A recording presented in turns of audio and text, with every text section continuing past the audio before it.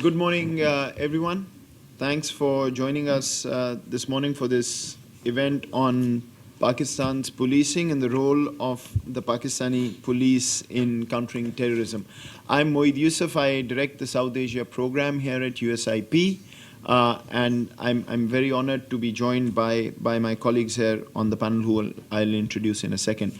To start off, just to let you know that the Pakistan/South Asia program at USIP does a lot of work in terms of addressing intolerance of diversity in Pakistan, countering violent extremism, working on areas which the civil society in Pakistan hold close to their heart in terms of challenging the violence and the extremism that we see unfortunately increasing in Pakistan over the years.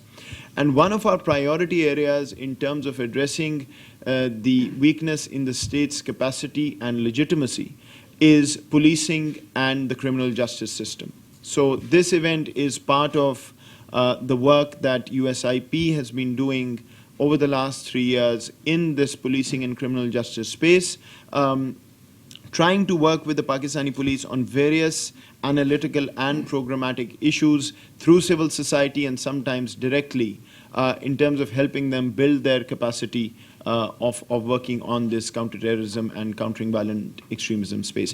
USIP doesn't work in the hardware space. It's not about bullets and guns and giving them helmets and everything. It is about the software. It is about the capability of the police to analyze crime, to understand how to react to crime, to see what international best practices and models are in terms of addressing some of the challenges that Pakistan faces. And the bedrock of our work in Pakistan have been the two gentlemen sitting to my right, Bob Perito and Mr. Tariq Pervez. And Mr. Tariq Pervez has joined us all the way from Pakistan for this seminar and a number of other meetings that he's holding in Washington this week. So once again, this is a very, very important event for us because it helps us showcase some of the Institute's work on Pakistan in this sector over the past 2 or 3 years. What we'll do here, this is an on-the-record event. It's being webcasted as well. We'll go in order of Mr. Tariq Pervez, Mr. Bob Perito, and then Ambassador Robin Rafael, about 10 to 12 minutes each, and then we'll open it up for a discussion based on what they say. Let me introduce Mr. Tariq Pervez to you. And before that, just mention once that one of the elements of our work is research and analysis here. And this particular event builds on our most recent report, which looks at the Pakistani police and the importance of the Pakistani police stations and the police in countering violent extremism, and it's available, and please do pick it up on your way out. We've also recently produced a book on Pakistan's counterterrorism challenge, and one of the chapters in this book focuses specifically on the Pakistani police and has been written by a serving Pakistani police officer who's held fairly high positions in the counterterrorism domain. Another chapter focuses on the legal issues and the criminal justice space in terms of countering terrorism in Pakistan. Mr. Tariq Pervez is the former Director General of the Federal Investigation Agency in Pakistan. Also, more importantly, at least to this work, he is the founding director of Pakistan's National Counter-Terrorism Authority, which is a body that was set up to coordinate all counterterrorism functions, civilian and military intelligence and law enforcement in Pakistan, to work directly under the Prime Minister's office. Unfortunately, ran into a number of bureaucratic problems and has not really taken off as envisioned, but still remains one of the key institutions in Pakistan in terms of counterterrorism coordination. There's a long bio here which is available. I won't go into that, but he's one of the most decorated and celebrated retired police officers of the police service of Pakistan. All yours. Thank you very much, Moeed. To begin with, I'm grateful to the USIP for inviting me here, providing me an opportunity to share with you my views on different aspects of counterterrorism in Pakistan. It's certainly an honor to be here with you today. Well, to begin with, I was told that I'll have 15 minutes, and now Mohit has cut it down to between 10 to 12. Take 15. So, You say 10 and people go on to 15, so it's 15. okay, thank you. Well, to begin with, as we all know, Pakistan is one of the worst victims of terrorism in the world today. For humanitarian reasons, we've lost about 50,000 innocent lives killed by the terrorists after 9/11. In terms of economic costs, we've lost billions of dollars, according to some more than $100 billion. And more importantly, we have become more fragmented in terms of cohesiveness of the society. It seems as if we are on the path of a society at war with itself, fighting within itself. At the very outset, I would like to make two basic points. The first one is that counterterrorism is the primary responsibility of the police. There are a number of stakeholders in counterterrorism, but counterterrorism is about arresting terrorists, collecting evidence, interrogating them, and then putting them into the courts for conviction. That's an exclusively policing role. And everybody else, the intelligence or any other organization, has to play a supportive role. That's the first point. The second point I wanted to make was that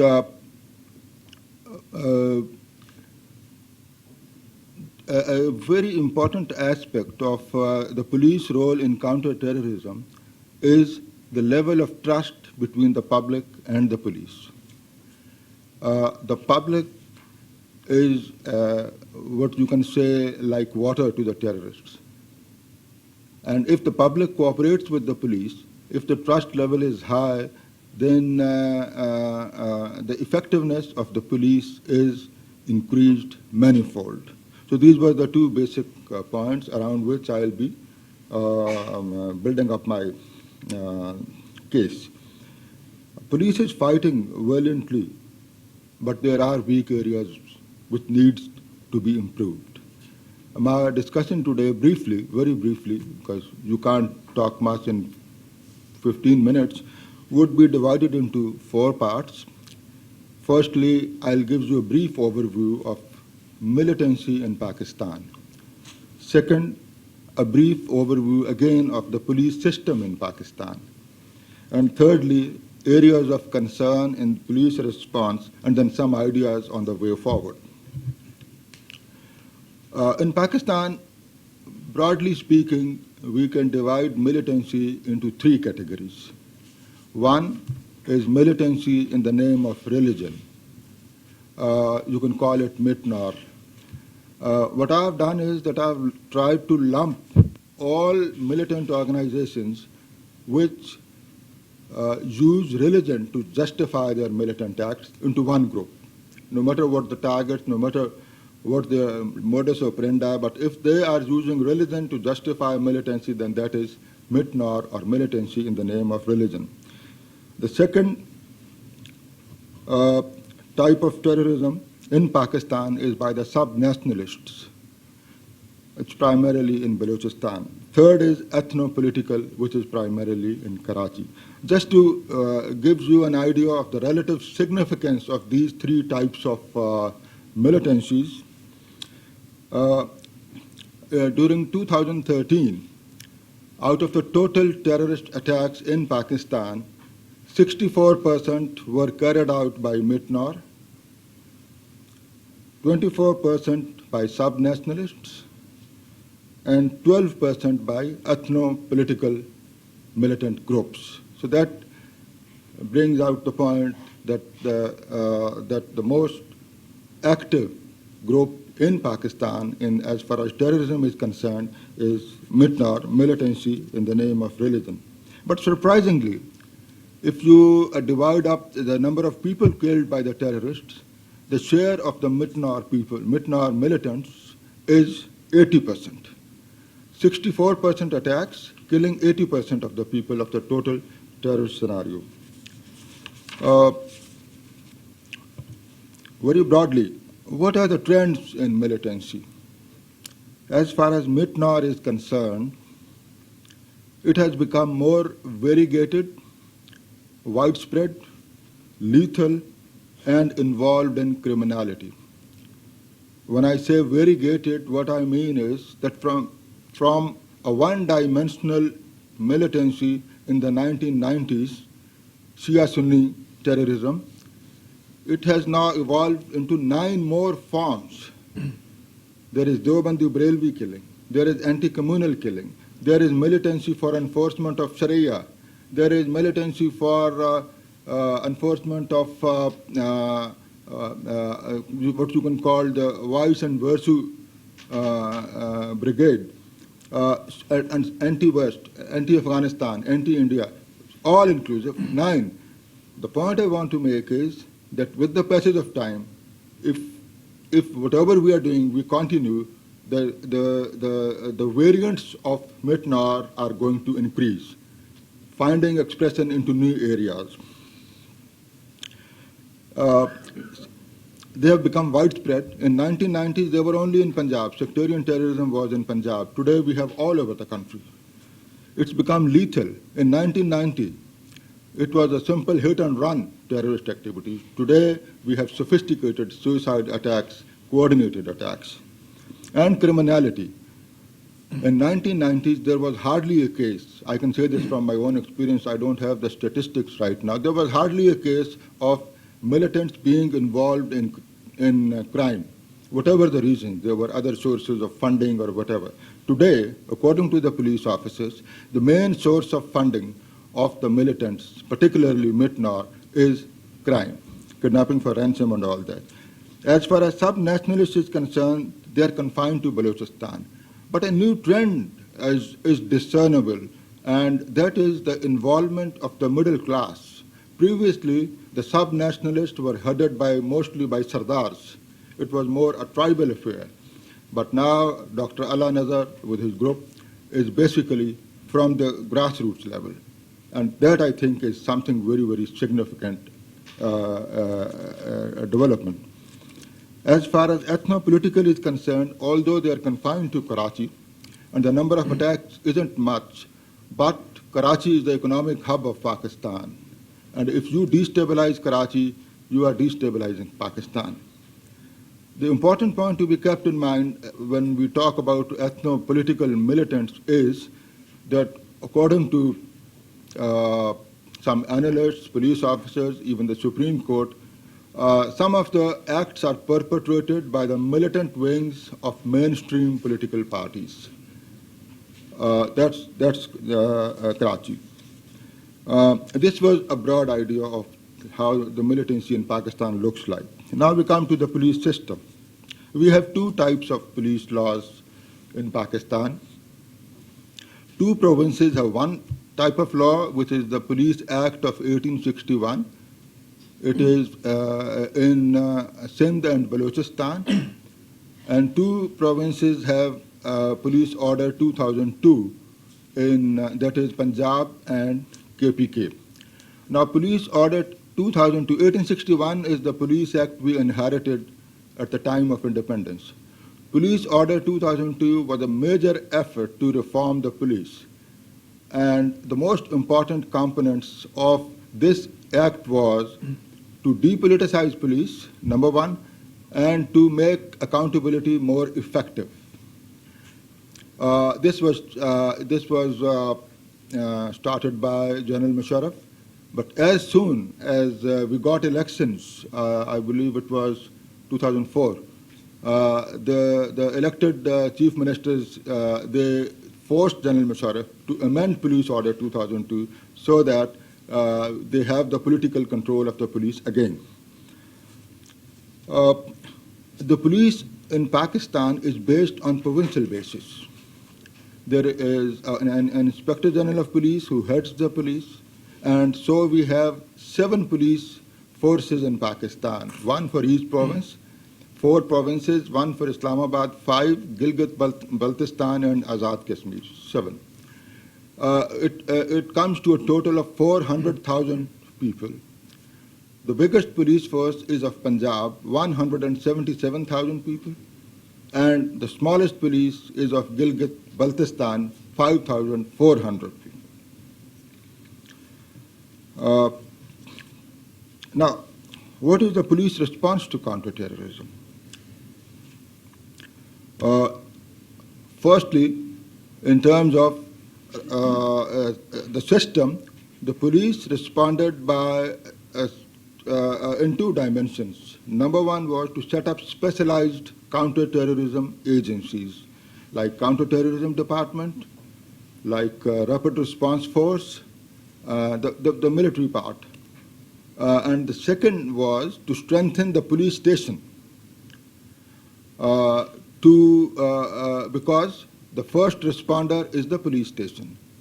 The unit which is the cutting edge of the police administration is the police station, which interacts with the community 24/7. We will not be talking about the specialized agencies, as Mohid has pointed out, but focus instead on the police station and improving the police trust, because it is the police station and the police units which are responsible for trust or lack of trust between police and the community.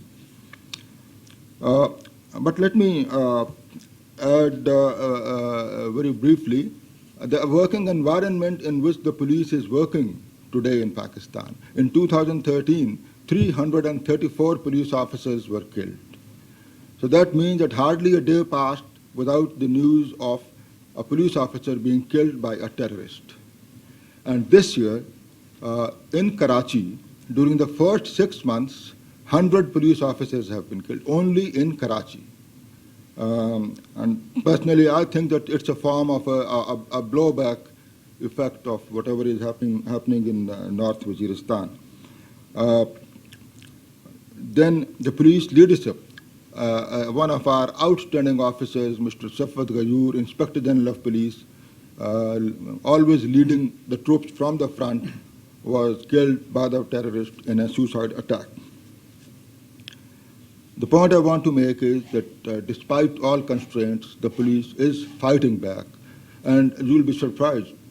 We have 8 cases of police constables who knew that the suicide bomber was approaching them. And even then, they decided to move on and to grapple. There was one video which was amazing in the sense that the suicide bomber was going to attack premises, and the police officer is there to check him, and the suicide bomber says, "I am going to blow myself up, stay away from me." But the police constable, he moved on and he grappled, and he was blown up with the suicide bomber. So that's the type of response from the police. Now, what are the major areas of concern? The first major area of concern, and I'm talking from the perspective of the public trust in police, is the police image and performance, which needs considerable improvement because of complaints of corruption, rude behavior, professional incompetence, and selective accountability. The accountability is there, but it's selective. By that I mean, I'll explain it later also, that the police misconduct is addressed only if it is highlighted in the media, or only if some influential person gets involved. Otherwise, as far as the common man is concerned, the police complaints go largely unaddressed. Such is the system. And, I can tell a lot of stories, but I would like to move on. Lest Mohit passes me on a chit, please wind up. The second area which is responsible for adversely impacting on public trust is political interference. In fact, if you ask me, what is the single most important factor responsible for poor police performance, I would say it is political interference. This political interference has a number of negative fallouts. One, in which we have done some work also, the USIP, is the brevity of tenure. Now, this is something which the police officers would talk about, but the public wouldn't know about it. We carried out an exercise to find out what is the average tenure of police officers of different ranks. And we found that the average tenure of a provincial police chief was 9 months, and the average tenure of the police chiefs of the megacities was 4 months or 4.5 months. During the last 3 years, Karachi's police chief, now Karachi is sort of a mini hub of terrorism, so much happening there. And the police chief was transferred after every 4 months during the last 3 years. Now, what do you expect him to do? What do you think that he can formulate policies? Do you think that he can think long term? Do you think that he can hold people responsible? No, not at all. The mindset is totally different. When you also know that, well, it depends on the will of the political masters. So, and as you go down the hierarchy, when we come to the police station, the cutting edge of police administration, it was it was 3 months in the whole country, and less than 3 months in Karachi, where you would expect that.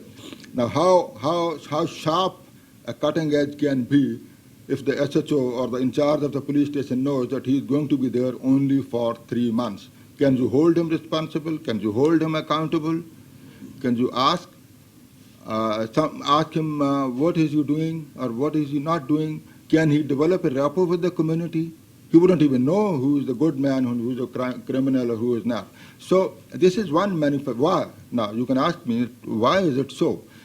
Because the political leadership has control over the postings and transfers of police officers. And they get people posted. Whenever somebody refuses to do anything, he is transferred back. It's not his performance.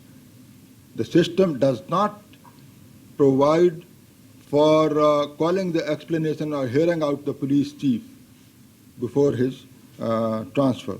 Second, political interference is in selecting the police leadership. Now, like every department, police has its share of honest and competent and outstanding police leaders, and we have our share of corrupt and dishonest police leaders. Now, the political parties, in selecting a particular police officer, has, I would say, influences the entire culture of the department. If they select a honest leadership, which in one of the provinces these days, luckily, the political party has absolutely made it clear that there will be no political interference in postings and transfers. And we can feel the difference, although it's been less than a year, but still. So, unless we do something about the political interference, and there is very strong resistance, because the basic ethos of the political culture in Pakistan is that if you want to be a successful political leader, you've got to have the police control over the police. Second, laws. Now, we have laws, lots of them, but they're either deficient or not implemented.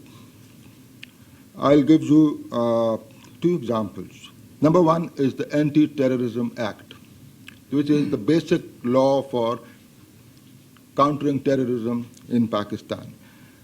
The definition of the Terrorist Act is so broad that you can rope in almost everybody. You might be surprised to know that the acts of the demonstrators in Islamabad, would we agree or not agree with it? That's a different aspect. But their cases under the Terrorist Act were registered against Tahir al-Qadri and Imran Khan. You can condemn the acts, certainly, but they, by no stretch of imagination, call these acts the terrorist acts. Similarly, the police overreaction and killing of 14 people in Lahore model town, certainly condemnable, absolutely disgusting and shameful act of the police, but it's not terrorism. Again, there, the case was registered under the Anti-Terrorism Act. Similarly, according to the research we carried out, 20% of the cases were decided by the courts as not being terrorist acts. Now, 20% is a large number. Imagine the police had to investigate those cases and then to send them up to the court, and these were transferred to other court. Then there is high rate of acquittal. Now, Anti-Terrorism Act or anti-terrorism law has a basic role of serving as a deterrent to the terrorists. I've interrogated a number of terrorists who were just not bothered about having been arrested because they said we'll be out of the jail within a couple of years. So no problem. Just rough out the first few weeks and then it's okay. According to some analysis, the conviction rate is 20%. Now imagine, the terrorists also know about it, that the rate of conviction is only 20%. But this impacts on the level of trust, public trust also. Because if the public cooperates and the terrorists, they come out, if they are acquitted, well, number one, when they come out, they target the police officers who interrogated them. They target the public who gave information to the police. So what is the impact that the public says that, well, let's stay away from this. We don't have any witnesses. They're not prepared to become witnesses. They're not prepared to give any information. So this is one aspect. And in fact, the USIP is already carrying out a study to evaluate the effectiveness of Anti-Terrorism Act as an instrument of counterterrorism. The second is police laws are deficient. As I've already stated, there is a tussle going on between Police Order 2002 and the Police Act 1861. At this point in time, the Police Act 1861 seemed to be winning out because it was there since 1947, and it gives total control over the police to the political leadership. And Police Order 2002 aims to have an accountable police through independent police complaints authority and fixing tenure. Police Order 2002 has fixed the tenure of the provincial police chief as 3 years and the capital city police officers as 3 years. Even in the provinces where they say that Police Order 2002 is implemented, the tenure factor is out. They don't stick to it. Way forward. Some of the ideas, there are lots of, it's a very wide subject, but some of the areas, again, by way of emphasis, the way forward, number one is ensuring primacy of police in the counter-terrorism role. And primacy means giving them adequate resources, giving them adequate authority, giving them training, technology, and taking measures which lead to improvement of trust in the community. And the second is the trust factor. As a police officer, I can say that the trust level is extremely low, and which makes policing very difficult for us in Pakistan. So specifically, the first, I would be suggesting 3 measures for the way forward. The first one is encouraging internal reform. The reform effort has to come from within the police. And luckily, at this point in time, we have a group of officers who have international experience, who've served in UN peacekeeping missions. Some of them have done their masters from universities abroad. We have 2 police officers I know who've done their PhDs, one in Al-Qaeda and another one in probably forensic science or something. So this group of officers are committed to change when they go back home. And the good thing is, and the USIP is playing a role in bringing them together so that there is a forum for them to articulate their thoughts and to come up with specific suggestions. Second is the police reforms group. That's the retired police officers, and we started off by having informal discussions about different incidents or whatever was happening, and then we decided to form a group which is police reform group. Interestingly, what happened was that the serving police officers established contact with us to agitate certain issues in the public which affect them adversely. But they couldn't do it because they can't write in the public, they can't express themselves in the media. So that is a nexus which, again, I would say, the USIP is also encouraging it, but we're doing it on our own also because that's our department and this thing. So this nexus of the serving police officers within, retired police officers outside, and we have developed a group in the media and others who are committed to change.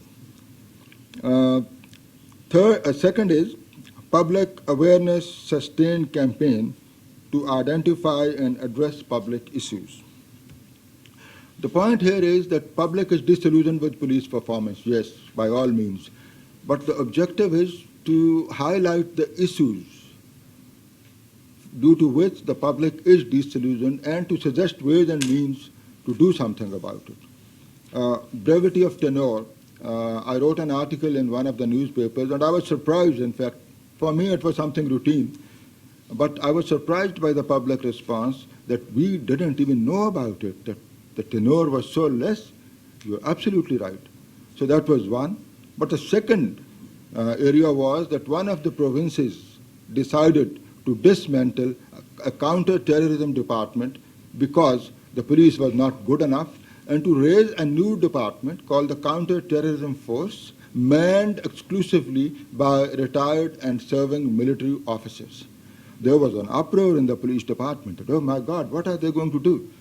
And it indicated lack of confidence also. So a sustained media campaign was started by the retired police officers, the group PRGs, and one of the factors, I wouldn't say, one of the factors for which led to the reversal of this decision by the government was the media campaign built up. This indicates that if you go to the media, you can have tangible results. And thirdly, to evaluate laws to improve framework for police performance. There is no legal audit. Yeah, please. There is no legal audit. As I said earlier, we have lots of laws, but there is no legal audit to find out the effectiveness of these laws.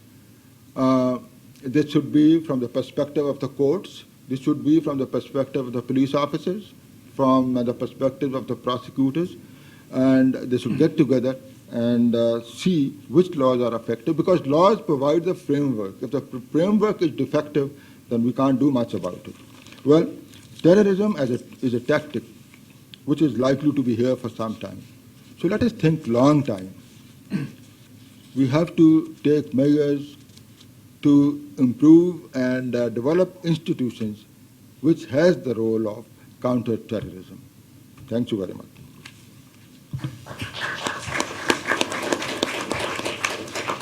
Thank you. Thank you, Tariq sir, for this very, very comprehensive and coherent analysis of the situation.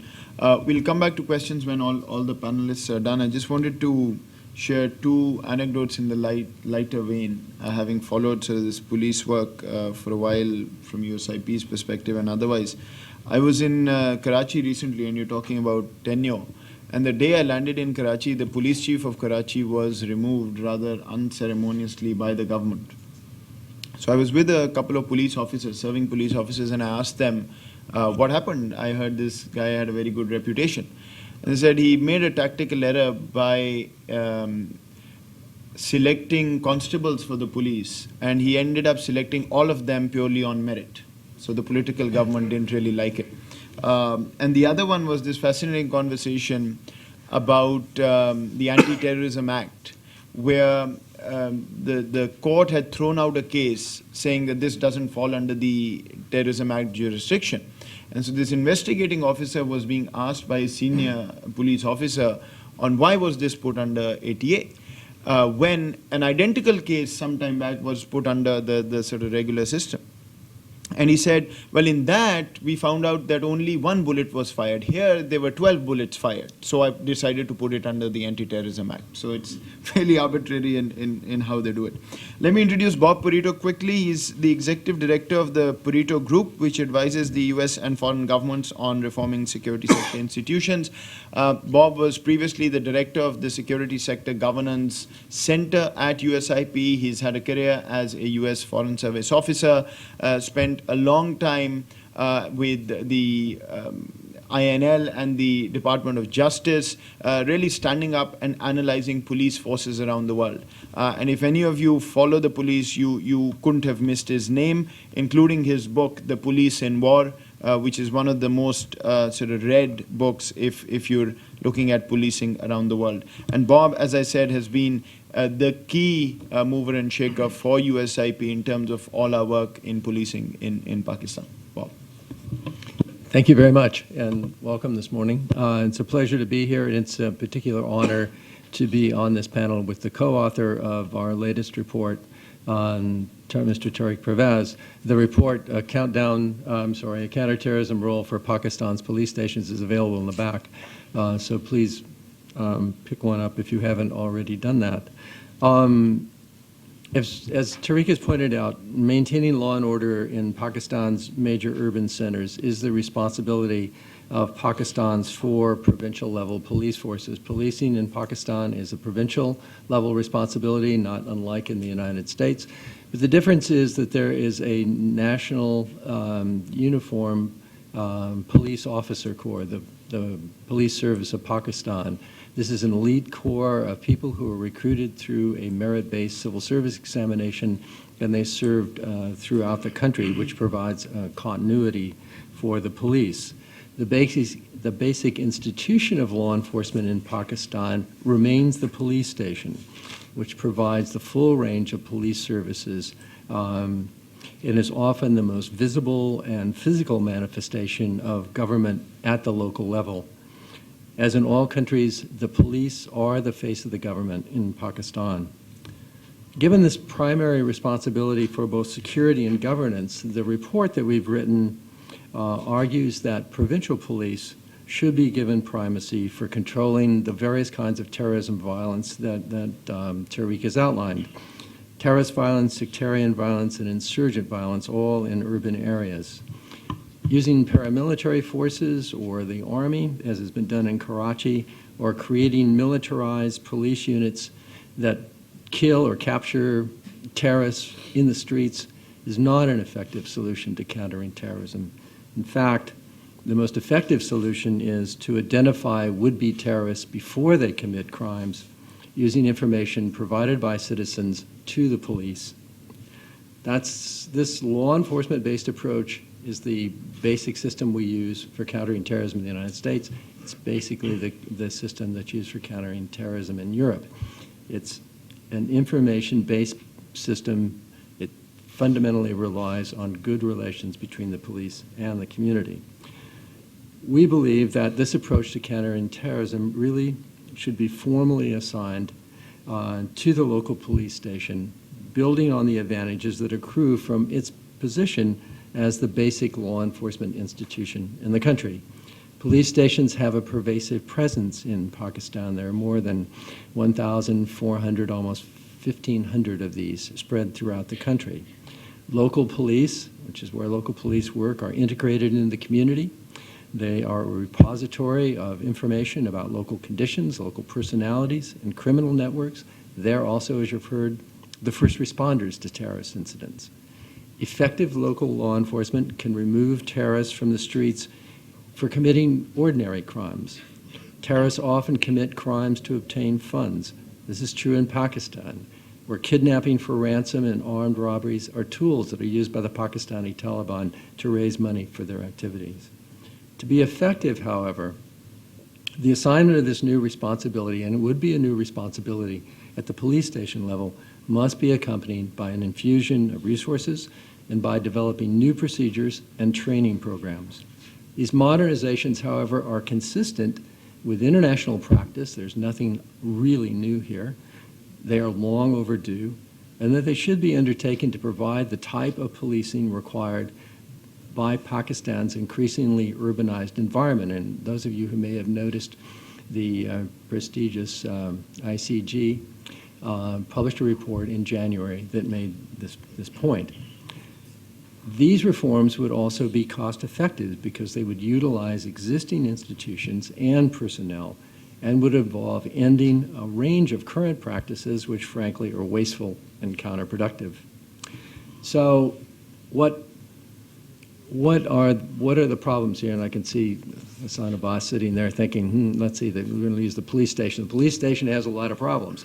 And I would agree, the police station does have a lot of problems. And we heard that Pakistan police station culture, this so-called Thana culture, is authoritarian, it's often corrupt, and it's extremely resistant to change.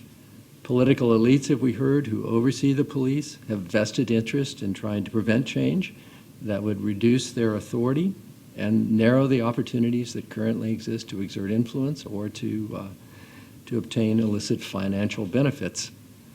Moreover, local police are overwhelmed with new demands.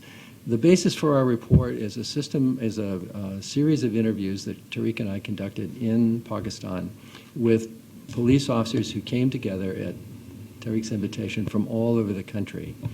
So one of the points that police officers made to us is that we're drowning in a whole range of new requirements that have been levied on us because Pakistan is changing from a primarily rural to a primarily urban country.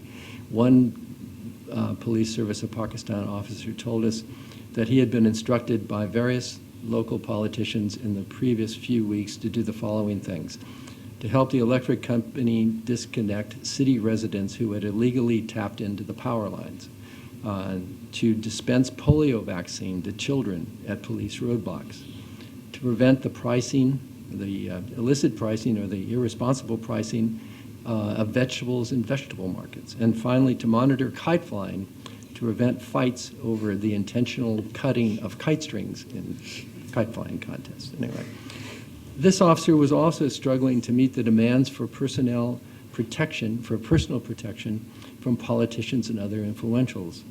At any given time, from 40 to 60% of police station personnel may be engaged in Pakistan today in providing VIP protection. And this is particularly true of these rapid reaction units that were created to fight terrorism, but as a practical matter are being divided up into small groups of 2 or 3 officers and assigned out to do guard duty at buildings or the homes of influential people. However, as we have heard, the situation in Pakistan is reaching a crisis point. In August, as Tariq has said, terrorists were reported to have killed the 100th police officer in that city just this year. And so hopefully in times of crisis, then some change may actually become possible. So what should we do? What should be done? The report outlines a 4-step process that would be required for the police station and its personnel to assume a more formal responsibility for countering terrorism and extremist violence. Providing a key role to the local police in combating terrorism would begin, first of all, by developing standard operating procedures for the police that define the role of the police, and then providing the training programs that would enable them to be able to perform the tasks that are assigned. It's hard to believe, but currently in Pakistan there are no standard operating procedures for police in responding to terrorist incidents, or standard operating procedures for the police in protecting their own stations. We spoke with one officer, surrounded by a group of colleagues who all were nodding their heads when he said this, but he said, I want to tell you about my experience. He said, I was nearby when a suicide bomb blast went off. He said, my first reaction was fear. He said, I had to control myself because my first reaction was to run away. He said, but after I got control of myself, he said, I ran to the scene. When I reached the scene, he said, I realized I had no idea what to do, nor did anyone else who came. And so without that kind of pre-thinking, the development of standard operating procedures which exist in police forces around the world, and then the training so that this becomes second nature for personnel who respond to violence, local police simply become bystanders along with everybody else. Second, information collection, record keeping, and communication between police stations and higher authorities is antiquated. For those of you that have been in Pakistan police stations, you'll know that in most cases, records are kept by hand in large, very attractive leather-bound volumes. These volumes, however, never leave the station. Police station record keeping must be computerized and networked by introducing new procedures for information collection, new equipment, and computer-trained personnel. Modernizing the current system and employing computer-literate personnel has been done in model police stations in the major urban centers. We visited several where, thanks to U.S. assistance, you had computer-trained people, new computers, everything being logged into a system. The only trouble with the system is it never left the police station because the police stations, even the most modern, were not networked together. And so each police station had its own database, but nobody could tap in. Third, each provincial police force has a counterterrorism department, as we've heard. Each has a trained rapid reaction force.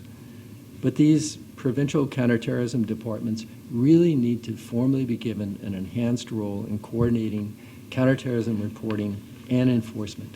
So if we're reforming the bottom up, that will be met by reforms coming from the top down. CTD's counterterrorism departments already play a role. They provide expertise. They also try to collate, analyze, and disseminate information. But this could be done far more effectively and in a far more timely manner. And because now, believe it or not, most of the counterterrorism or terrorism-related information within the Pakistani police circulates by circular, which moves at the rate of mail. Finally, improvements in police capacity must be accompanied by efforts to improve police-community relations so that citizens will be more willing to work with the police.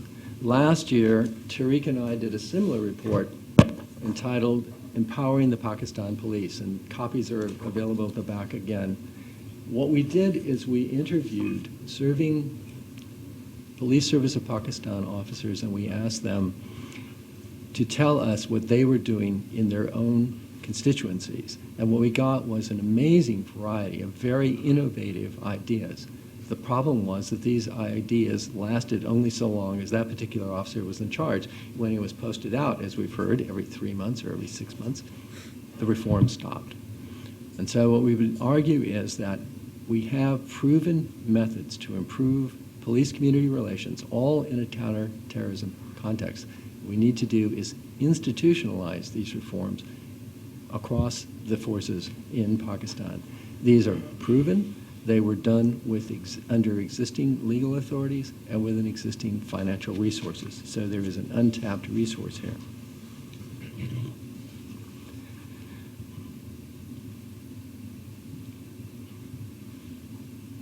What we believe is that if Pakistan would manage to fully integrate the police station and the local police into its counterterrorism effort, it would be able to utilize an existing resource that has so far either been sidelined or has been ignored in favor of creating paramilitary forces or special police units. Now, you know, prior to Ferguson, and the television coverage of that event, I used to have to try to explain what a militarized police unit looked like. But I think now we all have very vivid images of what the militarized police look like.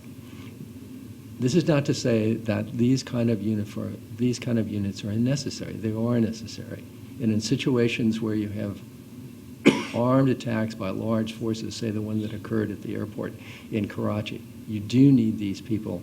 They are effective in dealing with that kind of incident. But mostly, they are not present when terrorist incidents occur, and it's the local police officer who has to take the immediate action, or better yet, it would be the local police officer who would take preventive action.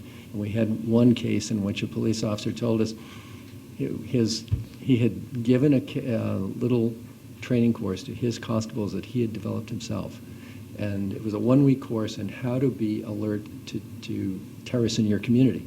And he said one of his officers, the next day when the course ended, was talking to a man who ran a little restaurant. And this man said, something strange is happening here. Every day a man comes and he buys 10 lunches. And he takes them over to a house, and we've looked at, look at the house, and there doesn't seem to be anything there. So police raided the house. Of course, it was a terrorist cell. Okay. So we believe, and the report argues, that the better solution lies in empowering Pakistan's local police to fulfill their mandate to protect their communities from terrorism and extremist violence through modernization and reform. Thank you. Thanks. Thanks, Bob. And again, the reports that Bob mentioned are available here, so feel free to pick one up. Moving right along, given the time to Ambassador Robin Rafael, who's a senior advisor for Pakistan to the Special Rep for Afghanistan and Pakistan, SRAP, at the Department of State. She was also the Civilian Assistance Coordinator in Pakistan and coordinated much of the increased U.S. civilian assistance effort in Pakistan between 2009 and 11. She was based in Islamabad then.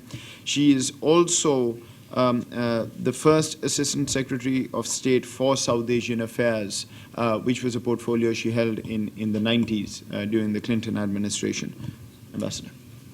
Thank you very much, Moeed. And for me as well, it's a great pleasure to be back at USIP and to be on a panel with old friends and real experts on the police business. I'm just going to make a few comments on U.S. programs and the U.S. perspective on all of this. As some of you probably know, the U.S. has been assisting Pakistan with law enforcement since 1982. Our programs actually go back a long way. That was when we signed the first letter of agreement with the government of Pakistan. The programs under that letter of agreement included law enforcement reforms, aviation support, border control training, corrections administration, prisons administration, and then a fair amount of counter-narcotics activities in those days, crop substitution, small development projects, small roads, and so on. Since 2002, when we restarted our assistance program after sanctions in the 90s, we developed a nationwide police program for KP, Sindh, Punjab, Baluchistan, Islamabad, the levies in FATA, the Frontier Corps, and the Frontier Constabulary, and several of the federal law enforcement agencies. And the goal was to increase the ability of the Pakistan police to maintain peace and security, to extend government authority, particularly along the Pakistan-Afghanistan border, and to disrupt terrorist organization activities. And there was particular emphasis from 2002 on, as you might imagine, on KP and the FATA region. Now, I just wanted to say that we are sometimes accused of providing all our assistance to the military, so I wanted to assure everybody that we do understand and agree with the findings of the many studies, the one that Bob Ferrito has done, and all of the work that you've done, and Hassan Abbas and the International Crisis Group, and everybody. We get that terrorism is a law and order problem. And that the police and the civilian intelligence agencies are responsible for gathering the data and working with the communities to find out who's who and to prosecute these people.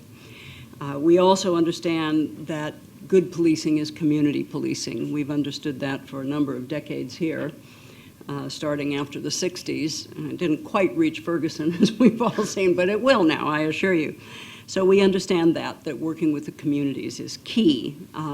We, of course, know that police do need better facilities, more training, and better equipment, and that there's a need to integrate the police with the judiciary so that you can have an integrated approach and more people can get convicted, more than 20%.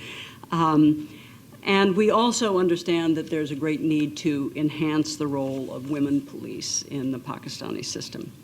Now, over the last 5 years, our program has focused on training, equipment, and infrastructure. On the training side, we've had police advisors at the provincial level working with the various inspectors general of police to determine the needs on a province-by-province basis.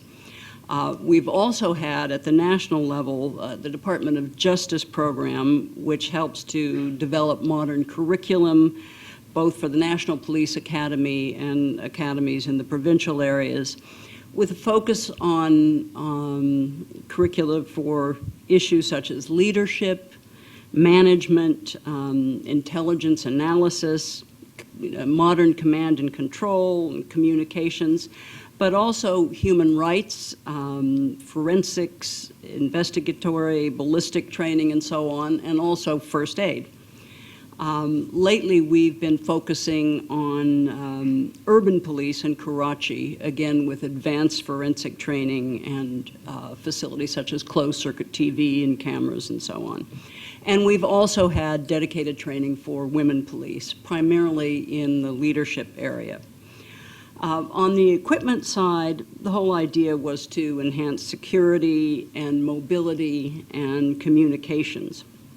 So we've provided hundreds of vehicles, bulletproof vests, radios, binoculars, night vision goggles, this kind of thing.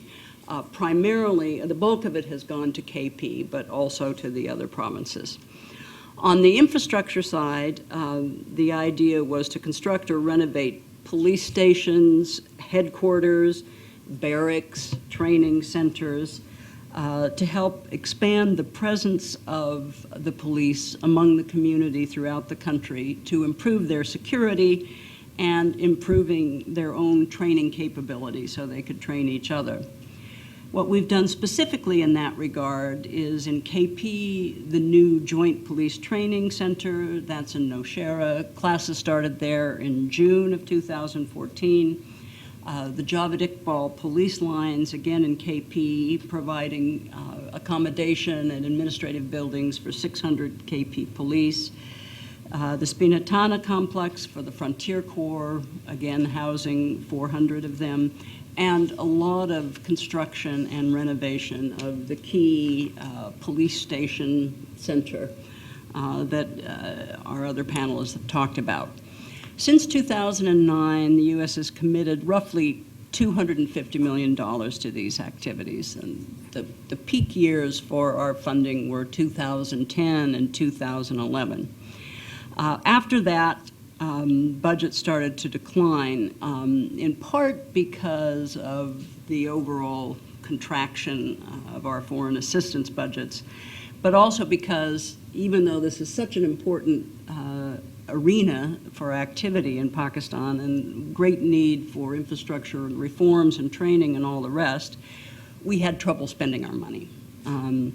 Now, in part, that was because in that period, as you will all recall, there was increased tension in U.S.-Pakistan relations, particularly in 2011 because of the Abbottabad raid and the Raymond Davis affair and the incident on the Pakistani border where 24 soldiers were killed in a friendly fire accident. So tensions increased on a bilateral level, and the first sort of victim of that in any assistance relationship has to do with security, law enforcement. People become suspicious. So we had less cooperation at a political level, and that did trickle down to our actual programs. And I know that it was frustrating to many people involved with the police and police officers, because on a personal, individual level, or the level of their own police station, they wanted the assistance, but it became impossible to take it. And on top of that, we started having problems with getting visas for people who were involved with police training and so on. So we couldn't get the people in to actually do the work. And of course, then, as overall security deteriorated in Pakistan, we fell victim to the short tours problem, or our own people weren't required, and many didn't wish to stay more than a year because it was an unaccompanied assignment and so on. So despite understanding what needs to be done, our efforts have been somewhat constrained. Now, going forward, what we've decided to do is focus more on training, and to use more Pakistani subject matter experts as master trainers. And because of the work we've done in the past, there's a larger cadre of these sorts of people. We're also focusing on joint police prosecutor training, again, to help integrate these key elements, the policing and the judiciary. We're also helping to develop in Sindh province a new curriculum for new recruits into the police sector, with more modern methods and modern courses. And we're using in that program a lot of retired police who bring a lot to the table, in addition to some outside experts. And again, in all of our training, we emphasize, in addition to the usual sort of subjects and more modern approaches to various things, the whole issue of human rights and sensitivity to the community, and sensitivity to issues like gender violence and so on. So that's what we're doing. We're hoping as we go forward that we'll be able to expand our programs again and have more ability to move around the country, which is key. When we're investing our funds, we'd like to have people be able to actually have eyes on the police stations and the new facilities and so on. And I just add one further point from our perspective. There is a lot of cynicism and skepticism about Pakistani police, and you can think, oh, how will they, it's such a big challenge, how will they ever really reform? But I think you can see from our panelists here and a lot of the studies that have been done that there is huge potential. The Pakistani police can reform. One of the favorite examples, at least of the foreigners, is the National Highway and Motorway Police that patrol the road, the freeway between Islamabad and Lahore. And the thing that's so amusing about that situation is that foreigners, I have to say, not to mention politicians and others, sometimes think they can get away with speeding or doing whatever they wish in traffic in Pakistan. Not so on this highway. You run into these National Highway and Motorway Police and you've had it. If you speed, you get a ticket. Doesn't matter who you are. And I think there's a lot of pride in that service. So it can be done. And there are many, many police officers whom I've met over the years who are dedicated to their work, to reform, to a system where they have freedom to appoint on merit and all the rest. So I think the leadership is there. And the U.S. and others, the European countries, the UN, who've all been involved in law enforcement reform, can help. But there are some key steps that Pakistan alone can take, and that is when it comes to the whole depoliticizing of the police force, to rewarding and promoting and appointing on merit. Outsiders can't do the political will part, but we certainly can help with the reform and modern equipment training and so on, which we're more than willing to keep on doing. And I think we're seeing the light at the end of the tunnel in terms of prospects. Thank you very much. Thank you. Thanks, Ambassador Feld, and to all the panelists here.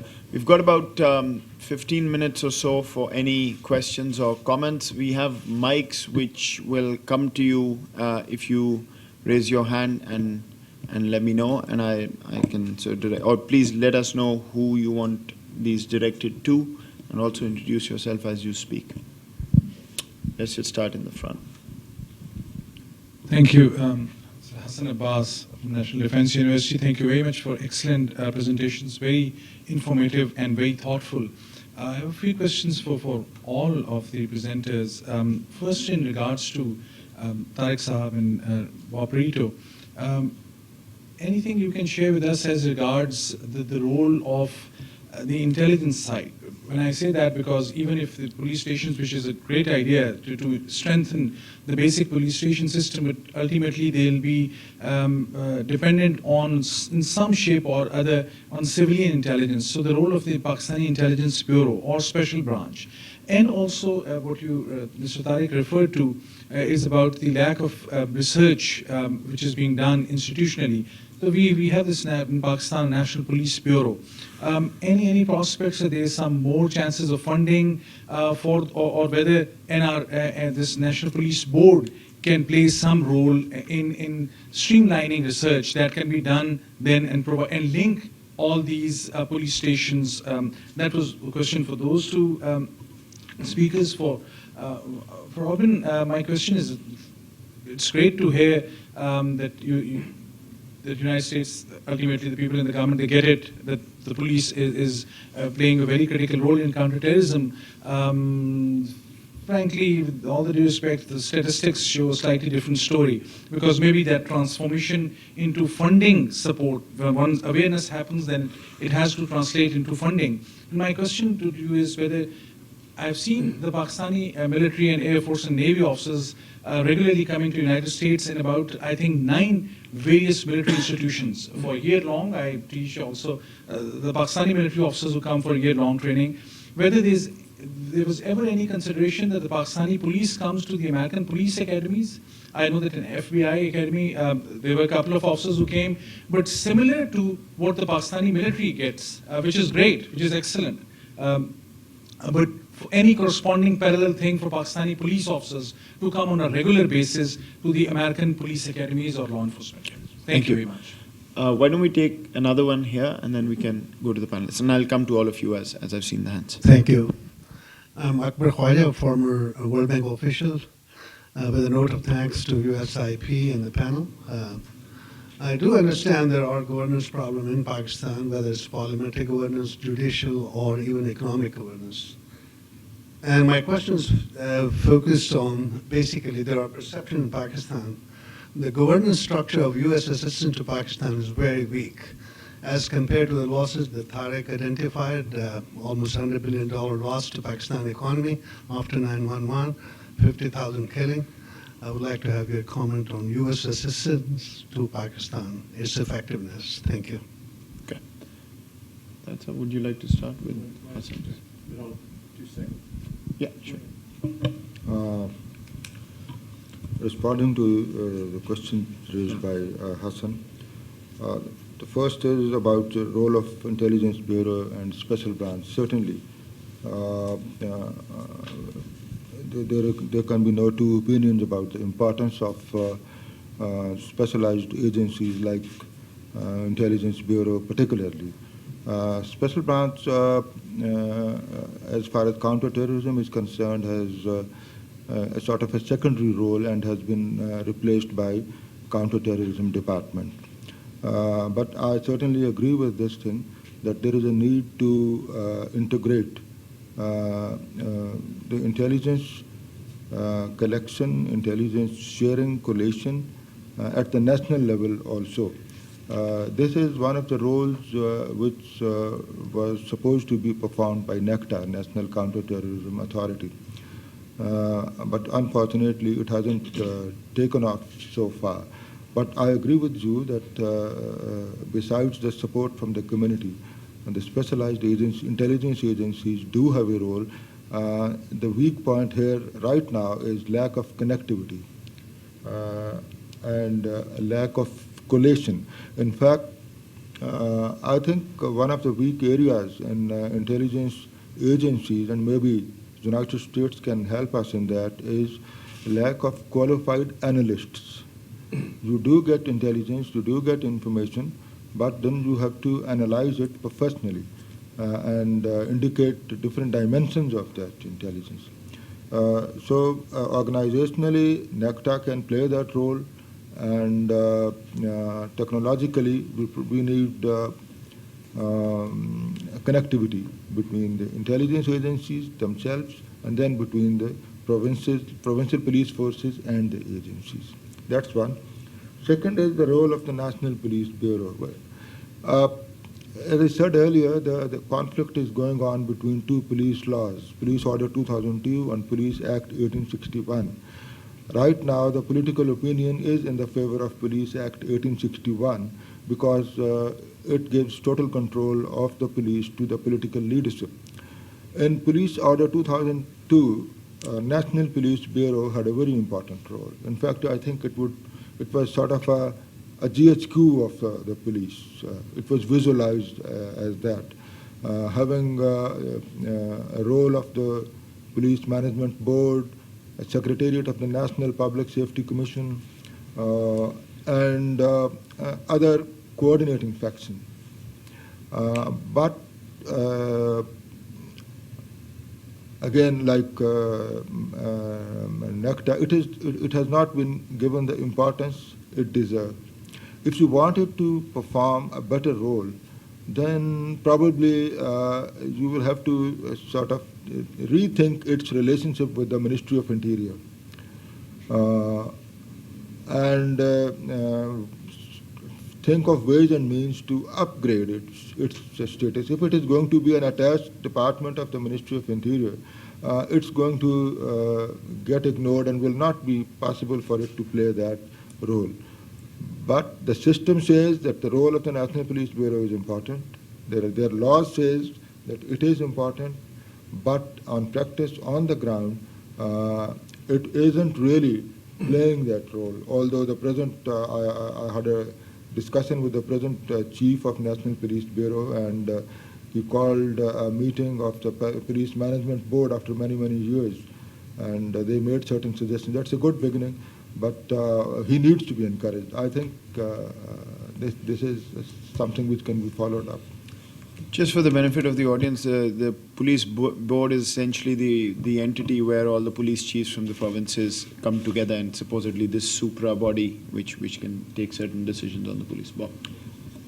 Thanks very much. You know, in terms of countering terrorism and other types of violent extremism, you know, what we've done in the United States is over since 9/11, we've had a program to sensitize local police in terms of, first of all, to be on the lookout for terrorist-related information, but also to know what you're looking for.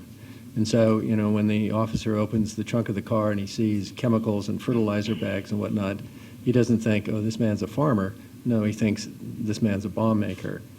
That kind of thing needs to happen within Pakistan so that two things happen. First of all, the local police officer is going about his business, knows that it's his responsibility to be aware and then to provide this information up his chain of command. Right now, I think many police officers in Pakistan think that, well, counterterrorism is the role of these glitzy specialized units, or maybe it's better if I don't look because, you know, it can be dangerous if you get these people excited. And secondly, if he has this information, he has to have a mechanism in which to feed it into the system, and then that has to be able to go somewhere. And so if he goes back and duly reports to the guy on the computer in his station and he logs it in the computer, and then but the computer doesn't attach to anything else, then it dies right there. And secondly, since you mentioned the National Police Bureau, right? Fortuitously, because USIP is currently, as I understand it, the USIP Academy is currently talking with the State Department Counterterrorism Bureau about a grant of assistance to be able to do training and other kinds of assistance. And so looking down the road there, maybe we can promote that, which would be very helpful, I think. Thank you. Hassan, when I say we understand that counterterrorism is a law and order issue, it means that we know we shouldn't be counting on the military to do that. It doesn't mean that suddenly we're going to shift all to police training. And as I mentioned, we've struggled to spend the money that we did commit. And there are a lot of issues there, as I mentioned, when there was a brief downturn in bilateral relations, we couldn't get visas and so on and so forth. And the security sector is the first to be hit by suspicions and so on. But I think, so there are those constraints, but we're working through them. And I think with regard to training for the police here, again, it's a sort of thing where identifying appropriate people, getting them permission to leave and or to be away and all, it's complicated. You are right that it's an important experience for people to have, and not just for the training, but the acculturation and all. I have long been a proponent of our military education and training program because I think it does marvelous work. So I think for the future that's something we should explore, but it's easier said than done in terms of practical constraints. I would just emphasize in terms of this qualified analysts, analytical training of intelligence and data is one of the things we're working into curriculum. So I agree that's important. And in terms of our overall assistance program, we allocated a huge amount of funding and then found that it was difficult to spend it with this since 2009 and the Kerry Lugar-Berman Act. It was difficult to figure out how to most appropriately and most effectively spend a large amount of money. There's a bit of an irony there, or a paradox. The good news was we had a lot of money. The bad news was we didn't have a lot of good practice in terms of how to spend it. But I think we're getting much better in setting our priorities across the civilian sectors, not only in the law enforcement, but across the sectors, and setting priorities in conjunction with our Pakistani counterparts. And in fact, we have dispersed over $4 billion in civilian assistance since 2009. So we've despite the many constraints, we've managed to do a lot of work. Could have been, perhaps better focused or more efficient or whatever, but we have got a lot of work done. Thank you. Excellent. If we can, I'll try and take one round because we're out of time. If you can just make your questions very brief, please. Hi, my name is Aman Sharif. Thank you for a wonderful explanation of what's happening in Pakistan and the Pakistan police force. With the amount of casualties that the Pakistan police faces every year, what efforts can be made, are being made, to make sure that at an individual level, police officers don't take on the mentality of soldiers in terms of treating the civilian population they're supposed to protect as enemies? Excellent. Thank you. Two gentlemen here. Thank you very much for a very interesting panel. My name is Michael Shipler. I work with Search for Common Ground. I'm the Asia Regional Director there. I have two questions, very briefly. You've spoken a lot of sort of what would fit, I guess, into the to the disruption kind of side of counterterrorism. I wonder if you could speak a little bit to the role you feel that police are playing and should be playing in the prevent side, particularly in the prevention of recruitment of young people into militant organizations. The second question I have is around communications. I wonder if you could speak to what you feel the highest leverage points would be in the media space to transform both the image and the relationship between police and citizenry. Hello, my name is Nathan Shirk. I'm with the Sindhi American Political Action Committee, and thank you a lot for the presentation you gave. One of the feeling among the Sindh ethnic groups, in Sindh, is that not just the government, but specifically the police, is biased against their culture and their heritage, and that their complaints are not investigated as well. They also are victim of abduction and demand for bribes.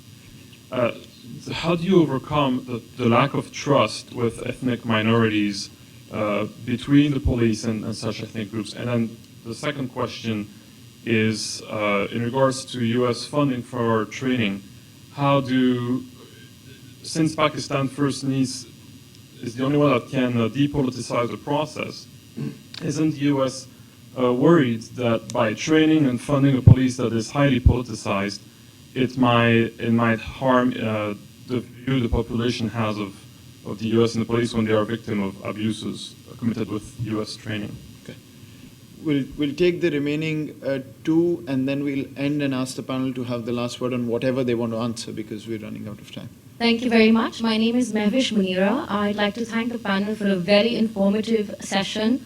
My question is pertaining to developing trust. I fully agree with that point, but I'd like to also hear your thoughts on the correlation between the lack of due compensation in the form of salaries and benefits to the police and corruption in the form of taking bribes and, turning a blind eye perhaps towards filing FIRs or taking note of robberies in particular, because there is a perception in the Pakistani public that because the police is not duly compensated, the police is, in a manner of speaking, more prone to taking bribes and indulging in corrupt activities. Thank you very much. The gentleman at the back, and we'll end at that. Thank you. Hugo Rosemont from King's College London, and it's with regards to the capacity issues that several panelists raised. To what extent would you see a role for the private sector in supporting the police in addressing this issue, be it from a sort of industrial perspective or perhaps more broadly as some sort of information tool? So private sector and the police. Robin, should we start with you and then go down? Okay, just very quickly, I'll speak to 2 points. One, whether we're worried about training when there's an uncertain relationship between the police and the communities. I would simply say the whole point of training is to reverse that. And as I mentioned, our training includes a heavy emphasis, I would say, on human rights, respect for minorities, respect for women, and so on. So there's an effort in the training to steer police towards more sensitivity to the communities and the elements within. So I think best to continue the training than to step away for fear of what people would think. I would add one point. Someone mentioned the police role in trying to counter whatever trends cause the recruitment of youth and so on into to these various terrorist groups. And I would simply say that there's a lot of thought, both in Pakistan among the NGOs and among the donor community, and a lot of experimentation with how you actually counter violent extremism in a society. I can't say that anybody's found the magic formula, but there's a lot of activity aimed at that. One of the things we've been doing, for example, is in Karachi City, a whole series of programming with youth, from sports tournaments to setting up internet cafes, having leadership conferences and so on within the city, particularly in neighborhoods that are troublesome and disadvantaged. So we and others as well are trying various ways to get at this problem. Thank you. The first question was about recruitment. Yeah. We have, while I agree with the possibility of extremists getting recruited in the police department or other departments, there is a possibility. But we do have elaborate systems to ensure that such candidates are weeded out initially through security vetting and by different agencies, not only police, by intelligence agencies also. And then during the course of service, there is a regular system to keep a watch on any changes that takes place in the thinking of anybody who comes to notice. So does it answer that? I think somebody else asked, but that's Okay. Then the second question was militarization of the police. militarization, how to prevent militarization of police. I think that the best way to prevent militarization of police is to emphasize the non-military aspect of policing within the society, like emphasis on human rights training, emphasis on rule of law, and a greater emphasis on lesser use of force and taking people on board through persuasive means or through other means. And I think that there is a change coming about in the thinking of police also. You might have noticed that in the latest case in Islamabad, police chief of Islamabad, he asked to be transferred rather than use force on the demonstrators, because his point of view as a professional police officer was that we should not use military means, or we should not use force against this crowd. And as a result, well, the political people didn't agree, and he was posted out, and that's okay. And after that, some more police officers also took this stance. Similarly, for Lahore, police officers wanted to have orders in writing. Previously, whatever happened was that, well, this man has to be thrown out. The force has to be used, no matter what happens. But now, because of the independent judiciary, the media is coming up and showing everything.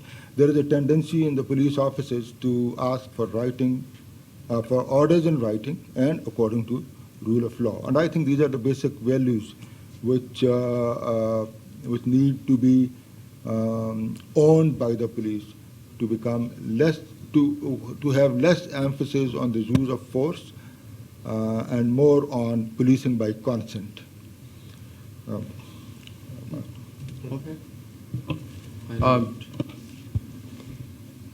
A lot of the questions here were about the relationship with the police and the public, and this whole issue of trust. And a lot of the ideas that are in the report are based in a certain respect on a conversation we had with a police officer who tried to do what we recommended. And I mentioned this person before, but he had developed a course on his own, and he taught it to his constables. And it was terrorism awareness and participation in the national counterterrorism effort. He said the result that he got was quite remarkable. He said these men who had sort of been going about their regular duties, for years and years, suddenly became inspired by this. They had, through this course, been, first of all, given new information and new skills. And secondly, they've been enrolled in the response to this national crisis. And for the first time, they felt they were a part of the official response. They just weren't people that were sort of incidentally getting killed in the line of duty, but they were people that had been sort of empowered through this training with a response that made sense, and then they could go and offer assistance. And so a lot of the ideas that are in our report are based on that approach, that if you train the police, if you empower the police, if you professionalize the police, then a lot of the problems that we see here begin to go away. And the professional police officer who believes in what he's doing doesn't take bribes, no matter what his compensation is. It just doesn't happen. As Tariq said, there are always honest police officers in every force regardless. And so it's that spirit that we want to try to mobilize in the recommendations that are in this report. Thank you. Well, we've ended exactly in 90 minutes, except that I started 5 minutes late and we've ended 5 minutes late. So you can call it the South Asian punctuality here. I apologize for that. Let's join in thanking the panelists, and I'll just end by saying two things rather than summarizing everything. One, I think Hassan's question was very pertinent in terms of U.S. assistance going in and, maybe not as much to the police as it should and the military. But I would also reverse this to say, is policing a priority even for the Pakistani government? I think that's the first question. What are the demands put on the table? And I would say that there's a shortcoming on the other side in this. And the other one, I was quite surprised, actually, that we didn't hear anything about the civil-military dynamic of policing, which is also huge in Pakistan. On who plays what role, how, but we leave it for another day. Please join me in thanking the panelists, and thank you for all of you, to all of you.